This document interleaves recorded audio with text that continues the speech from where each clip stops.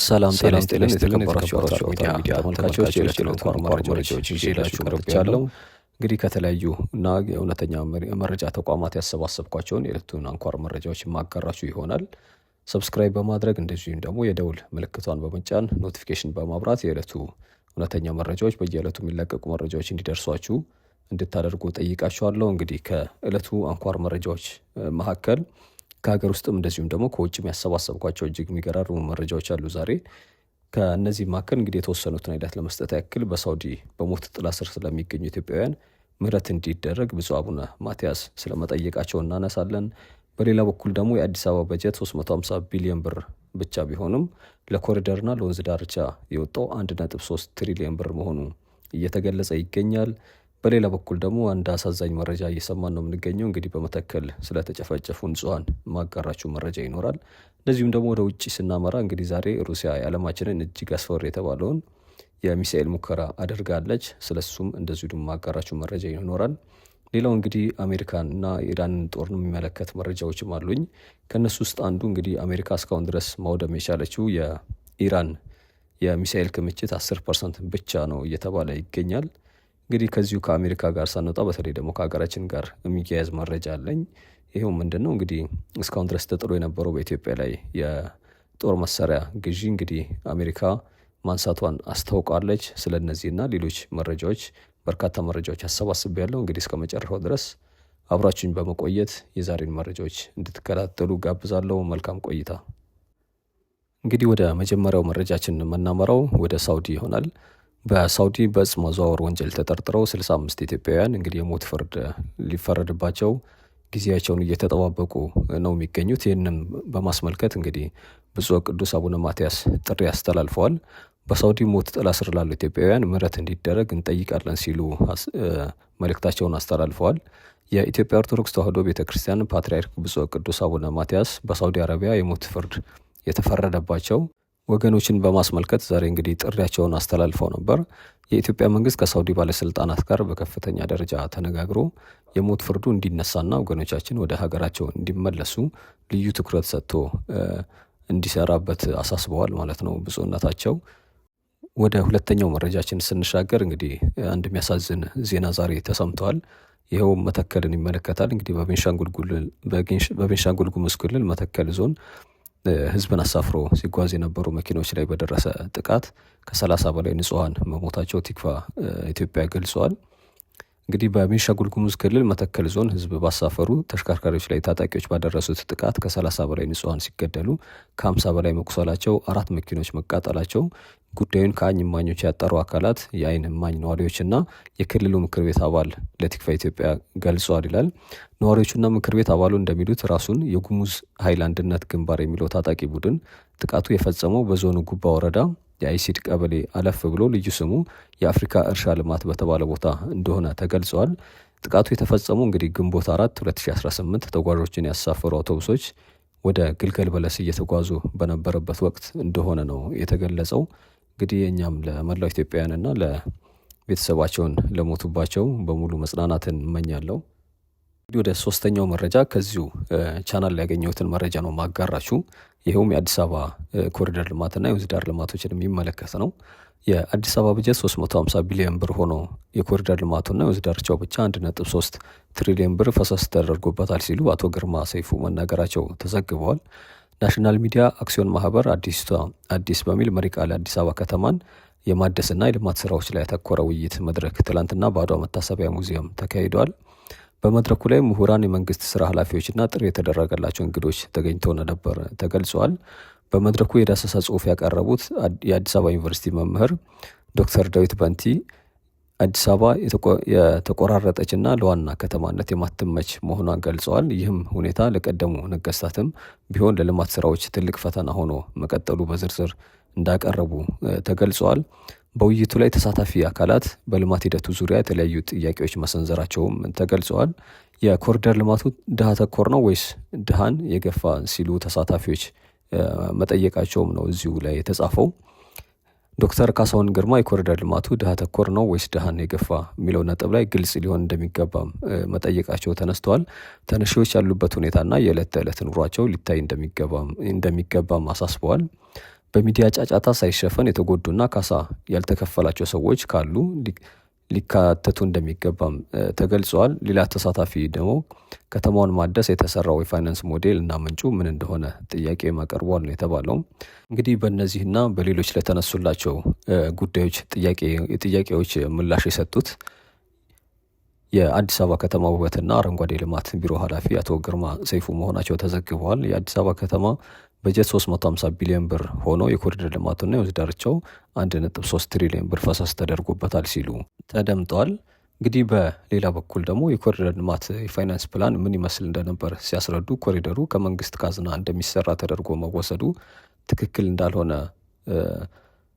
ገልጸዋል ማለት ነው። የፋይናንስ ፕላኑ የወጣው በአብዛኛው በግሉ ሴክተር እንዲሰራ ተደርጎ ነው። መንግስት ትልቁ ሚና በተለይ መሰረተ ልማቶቹ የሚቀናጁበት ሁኔታ ላይ እንደነበር ነው የተገለጸው። ለምሳሌ በመንግስትና በግል አጋርነት በወንዝ ዳርቻ በሰራናቸው ስራዎች ከ1.3 ትሪሊዮን ብር በላይ ወጪ ተደርጓል እንዳሉ አቶ ግርማ ተገልጿል ማለት ነው። እንግዲህ ሌላኛው መረጃችን በኢትዮጵያ ላይ ተጥሎ የነበረው የጦር መሳሪያ ማዕቀብ ስለመነሳቱ ነው። ማዕቀቡ መነሳቱን የገለጸው የአሜሪካ የውጭ ጉዳይ ሚኒስቴር የአገር መከላከያ ንግድ ቁጥጥር ዳይሬክቶሬት ነው። ዳይሬክቶሬቱ በኢትዮጵያ ላይ ይከተል የነበረው የክልከላ ፖሊሲ በማንሳት አሁን ላይ በዓለም አቀፍ የጦር መሳሪያ ዝውውር ደንብ ወይም ITAR ቁጥጥር የሚደረግባቸውና ከኢትዮጵያ ጋር የተያያዙ የፈቃድ ማመልከቻዎችን በየተራ እየገመገመ መሆኑን ነው የገለጸው። ይህንም ተከትሎ በቅርቡ የሚወጣው የደንብ ለውጥ ኢትዮጵያ በዓለም አቀፍ የጦር መሳሪያ ዝውውር ደንብ ወይም ITAR 126.1 ዝርዝር ውስጥ ከሚገኙ ሀገራት ተርታ እንድትሰረዝ እየተደረገ መሆኑን ነው የተጠቀሰው። ይህ ደንብ በአሜሪካ ማዕቀብ ስር የሚገኙ የተወሰኑ ሀገራትን ለመከላከያ ሰራዊት፣ ለፖሊስ፣ ለደህንነትና ለሌሎች ሀገር ውስጥ የጸጥታ ኃይሎቻቸው የሚሆን የመከላከያ ቁሳቁሶችንና የአገልግሎቶችን ከውጭ ገዝተው ማስገባትም ሆነ ወደ ውጭ ሀገር መላክ እንዳይችሉ የሚከለክል ሕግ መሆኑን ተጠቅሷል። ኢትዮጵያ በሰሜን የኢትዮጵያ ክፍል ከነበረው የትግራይ ጦርነት ጋር በተያያዘ ከህዳር 2014 ዓ.ም ጀምሮ ከ4 ዓመት በላይ በዚህ ማዕቀብ ስር እንደነበረች ተገልጿል። ሌላኛው መረጃችን የሚሆነው እንግዲህ የጠቅላይ ሚኒስትር ዶክተር አብይና እንደዚሁም ደግሞ የፈረንሳዩ ፕሬዚዳንት ኢማኑኤል ማክሮንን የተመለከተ መረጃ ነው የሚሆነው። እንግዲህ እንደሚታወቀው ዛሬ ለ3 ቀን የስራ ጉብኝት የፈረንሳዩ ፕሬዚዳንት ኢማኑኤል ማክሮን አዲስ አበባ መግባታቸው ይታወቃል። ጠቅላይ ሚኒስትር ዶክተር አብይ አህመድ ከፈረንሳዩ ፕሬዚዳንት ኢማኑኤል ማክሮን ጋር በሁለትዮሽ የጋራ ጉዳይ ላይ እንግዲህ ያተኮረ ውይይት ማድረጋቸውን ገልጸዋል። መሪዎቹ ውይይታቸው ወቅት በሀገራቱ መካከል የተደረጉ ቁልፍ ስምምነቶችን በጋራ መምራታቸውን ተዘግቧል። እነዚህ መካከል የታዳሽ ዘላቂ ኃይል ልማት ለማስፋፋት እንዲሁም ደግሞ የዲጂታላይዜሽን ፕሮግራም ስራ ላይ ለመዋል የሚውል የ54.6 ሚሊዮን ዩሮ የብድር ስምምነት እንዳደረጉ ተገልጿል። በተጨማሪም 150 ሜጋዋት የጂኦተርማል ለማመንጨት የሚያስችል በመንግስትና በግል አጋርነት የሚከናወኑ አዲስ አሰራርን ማዕቀፍ እና የፍኖተ ካርታ ልውውጥ መደረጉ ጠቅላይ ሚኒስትር ዶክተር አብይ አህመድ ገልጸዋል። እንግዲህ ወደ ውጭ መረጃዎቻችን ስናመራ እንደሚታወቀው ዛሬ የአሜሪካው ፕሬዚዳንት ዶናልድ ትራምፕ በርካታ የአሜሪካ ልዑካንን በመምራት በ10 ዓመታት ውስጥ በቻይና ጉብኝት በማድረግ የመጀመሪያው መሪ በመሆን ዛሬ ቤጂንግ ገብተዋል።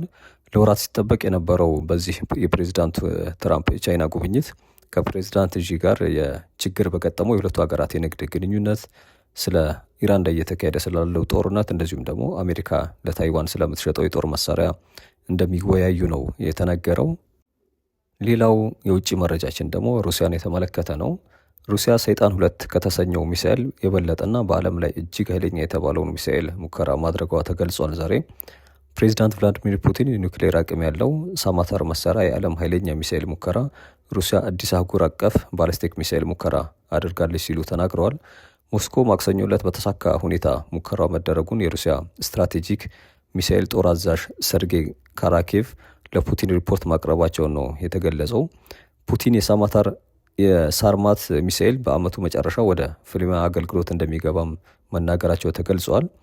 በቴሌቪዥን ዘገባው ይህ በዓለም ላይ በጣም ኃይለኛ ሚሳኤል ነው በማለት የጦር መጠን ላይ ከምዕራባውያን አቻዎች በ4 እጥፍ እንደሚበልጥ ተመልክቷል። ፑቲን ሳርማት ከ35,000 ኪሎ ሜትር የሚበልጥ ርቀት በመጓዝ የከርሰ ምድር በረራ ችሎታ እንዳለውና ወደ ሁሉም ነባርና የወደፊት የጸረ ሚሳኤል መከላከያ ስርዓቶችን ውስጥ ዘልቆ መግባት እንደሚችል ነው የተገለጸው። ይኸው ቴክኖሎጂ ከዓመታት ውድቀት በኋላ የመጣ ስኬት እንደሆነም ነው የገለጹት።